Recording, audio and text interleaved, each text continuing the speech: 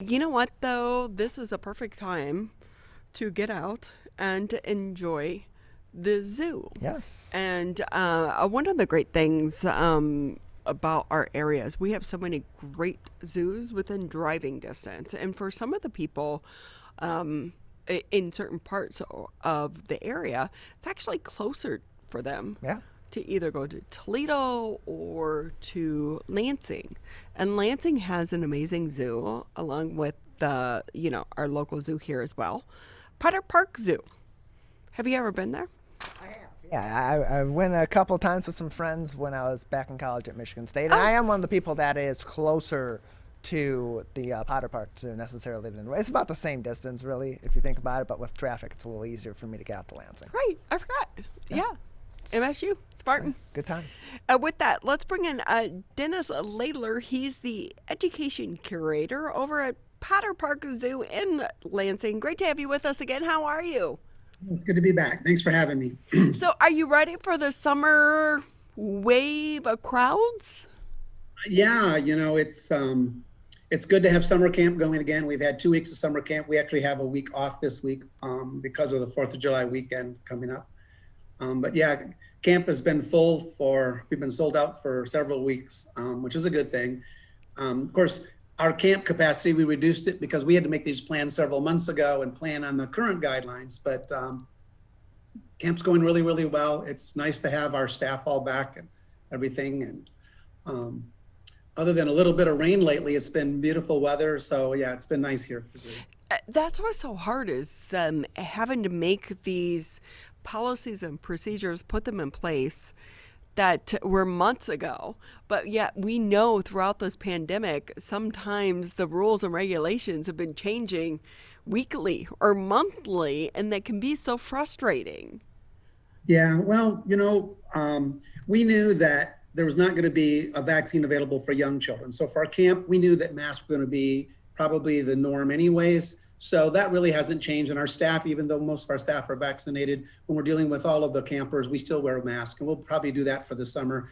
It's a lot easier for parents to know what the rules are going to be for the entire summer, because sometimes the kids come multiple weeks to camp. So really, sometimes we find out good things. We're finding that the reduced size camp, because we reduced capacity so we could do social distancing initially, that even though it doesn't help the bottom line as much by having smaller camp sizes, our camp instructors are really appreciating reduced size. So we may sort of hedge it a little bit. Instead of going back to our original next summer, we may go somewhere in between. So sometimes you learn stuff by trying things new too. So Exactly. Always in crisis, when you look in between the lines, there's usually something that is positive that comes out of it. And that could be that same situation here. Dennis Laidler with us here on the MegaCast. He's the education curator for the Potter Park Zoo. Dennis, what's the oldest that someone can attend one of your summer camps? Because I think I need to go back to summer camp. So do I. every year we say we're going to do one just for adults because all the Right. parents say, well, I'd rather send my kids home and spend, the day at camp. So we've talked about it. We probably should do it. We've talked enough about it. Yeah. So our camp, we have 3 age groups. And it's what grade they'll be going into this fall. So we have first and second. Oops, sorry, I didn't turn my zoo radio down. That's Um, okay. We like the zoo More radio. visitors. So we have first, second, third, fourth, and then fifth through seventh. And in past summers, we did a special 1 week just for high school students. But we changed our teen volunteer program to make it a little bit more of a mentorship program this year. And so we're going to try that and see how that works.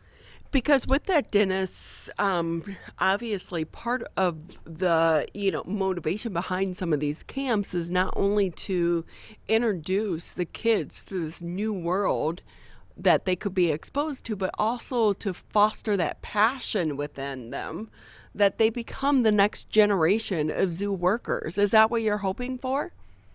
For sure, for sure. And that's why the teen volunteer program is so important. I don't know if I mentioned last time I visited with you that we're one of the few zoos in the United States that has a high school class taught on site. We have juniors and seniors from about a dozen different school districts that come for 2 hours a day, either from 7 to 9 or 12 to 2. And they come every day of the school year. And it focuses on animal science and zoo management. And we've had some of those graduates that are now doing PhDs in field research in Africa. They've become veterinarians. A lot of them are in college and life science careers. So yeah, getting them exposed to a young age and having options continually as they go through their K-12 career is very important. With that, Dennis, I think about that program and it seems like it's been successful. Do you anticipate it's going to be shared and more zoos are going to adopt that program? Yeah, there's, at the annual zoo conference where all the accreditors sort of get together and we share expertise and have concurrent sessions and things.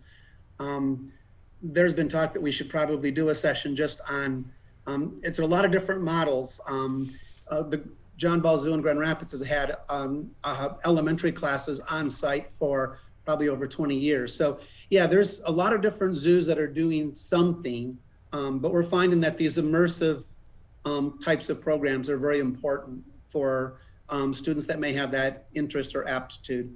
And not all of our students that take our high school class are going to do a life science career, but some of them we have 3 from the high school that are actually working at the zoo this summer. So that's always good too. It is. It seems like it's a great pipeline into the world and to feed the need for some of the summer workers. And if I can ask you about that, because we know so many businesses right now are struggling getting enough workers. How are you doing on that front there at the Potter Park Zoo? Well, we're okay for the summer. In my department, it was actually we had a really good problem. We had more people applying than we ever had before. Both for internships, we were able to switch it around. So some of our camp assistants were actually paid internships, I'm sorry.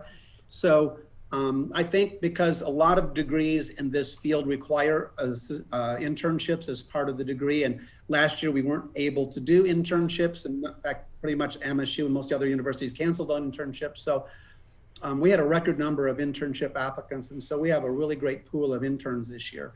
And they're helping us with a lot of different programs this summer. So I think we're okay that way.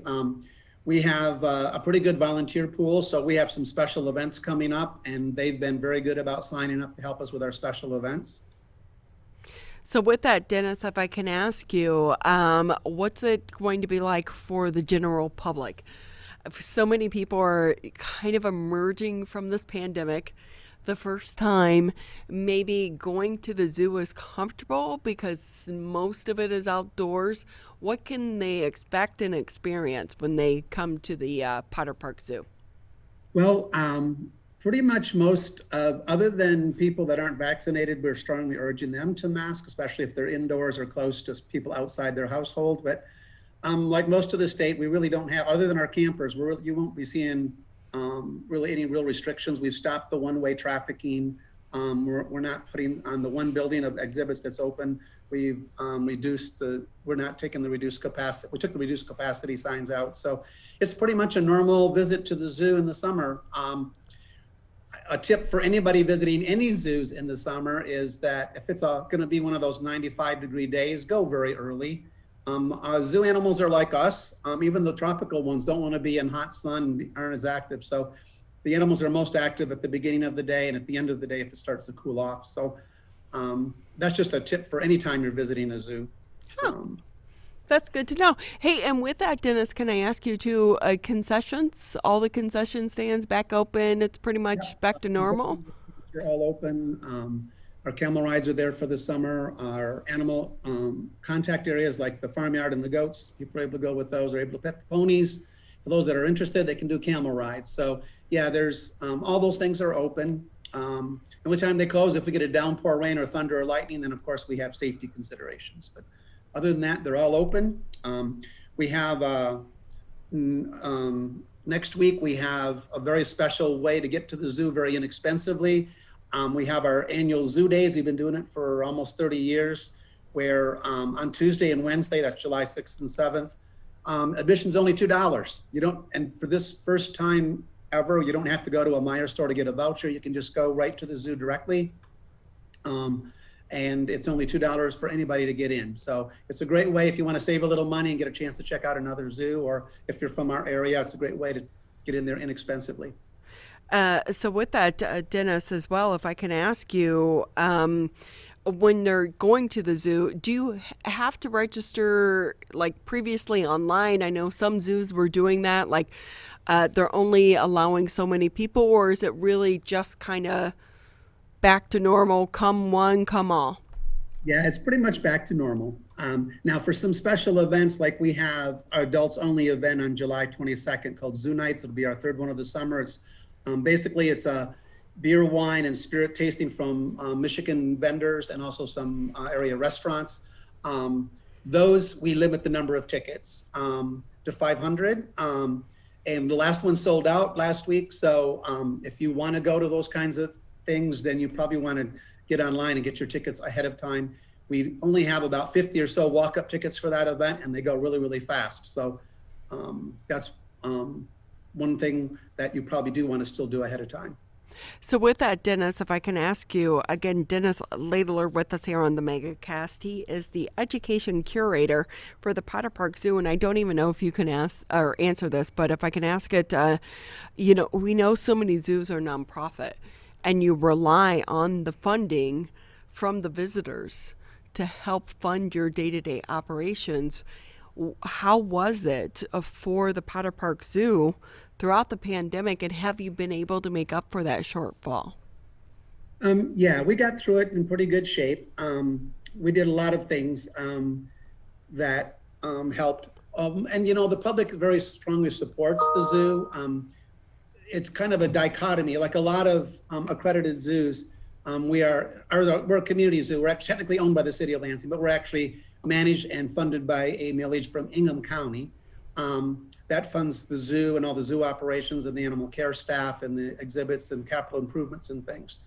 But we also have the nonprofit 501c3 Potter Park Zoological Society. And in addition to helping fundraise for the zoo, my education staff, the events staff, the marketing team, we all work for the nonprofit. So because from early March of 2020 and until relatively recently, we knew we wouldn't be getting any education income. Schools weren't coming to us. We couldn't go to school. So the education team were actually furloughed from mid-June of 2020 till February of this year. But that allowed us to make sure we had money to come back and get camp ready and everything going. And so now things are going very smoothly again. So we were able to weather the storm pretty well. So with that, Dennis, if I can ask you, what's the number one exhibit people need to see if they come to the zoo? Well, I'm going to give you a couple of them because we have otter pups, and of course they're very cute. Adorable. Otters, because they spend so much time in water, and you're virtually the thickness of the glass away from them. You get a really close-up look at them. They're almost always active unless they have a high metabolism, so they're like young children. They're either playing hard or sleeping hard. Jolly, our infamous black rhino, the one that was the internet sensation, has got his next assignment. He's going to be moving to a new zoo this fall. So if you want to see the baby rhino, he's not quite such a baby anymore. He's about 1,400 pounds. Oh my gosh. It's a really good opportunity. It's a good situation for him. He'll eventually be paired up with a female at the Living Desert Zoo in a few years. So it gives them a chance to develop the relationship with him that they need to do all the management issue for when you do rhino breeding and things. So, so that's another cool thing. And then what may be happening soon, we announced it on our Facebook page. Our red panda, Malia, is pregnant, and sometime in the next couple of weeks, we expect her to give birth to a couple of red panda cubs. They won't be on view for a little while, but we'll be announcing, just follow the zoo's Facebook and social media. So when there's not much, something much cuter than a baby red panda. And so by the time they're about a month and a half old, they should be able to be visible. We'll try to do as much video of the babies behind the scenes as we can until then. And if we can talk about behind the scenes quickly, how important has it been, social media, for you and your team to be able to introduce different animals, different species, but to give them that behind the scenes look at these animals throughout the pandemic? Well, not only throughout the pandemic, it was especially important during the pandemic. So the people, especially the story of Jolly, unfortunately, the first several months of his life, people could only see him through video. But the whole pregnancy with the black rhino, we did a lot of social media showing the ultrasounds and the cooperation we get from the experts from MSU that come and learn from our vet staff, and our vet staff learning from them. Zoos and aquariums, accredited ones, have learned that people are fascinated by everything that happens behind the scenes, that all the care that goes on, all the research that goes on. And so we try to do that even on an ongoing basis. It was a little heavier during the pandemic because that was the only way for our guests to engage with us for a while. But we learned from that. There are people that live for the next Jolly posting a video and things. So keeper cams are very popular. Our keepers are very good at trying to capture things with their cell phones when they're behind the scenes and something's really good so we can get it posted. That's not going to go away even though the restrictions have gone away. We'll continue to post things like that. And pretty much all of our counterparts will be doing that too. Well, it's been so great having you with us here on the MegaCast. Oh yeah, we like talking about our zoo and sharing as much as we can about what goes on at the zoo. Everyone loves the zoo. And I always say when I win the lotto or when I retire, whichever one comes first, I'm just going to be a volunteer at the zoo. That's a fun idea. Yeah. Just talk Almost all about of the bears. They rely a lot on our volunteers. They do a lot for us. They really help us with a lot of things. And are volunteers pretty much coming back to normal staffing levels? It's getting close. A lot of our volunteers are seniors, and so they were in the high risk category. So a lot of them have been a little cautious about coming back. But lately, we've been seeing more and more of them. We've been doing a lot of online training so that when they come back, they're ready to go. And so we've been seeing more and more of our volunteers coming back in the last few weeks. Well, Dennis, I have to say thank you so much, as always, for your time. We so appreciate it. Oh, thank you. Anytime.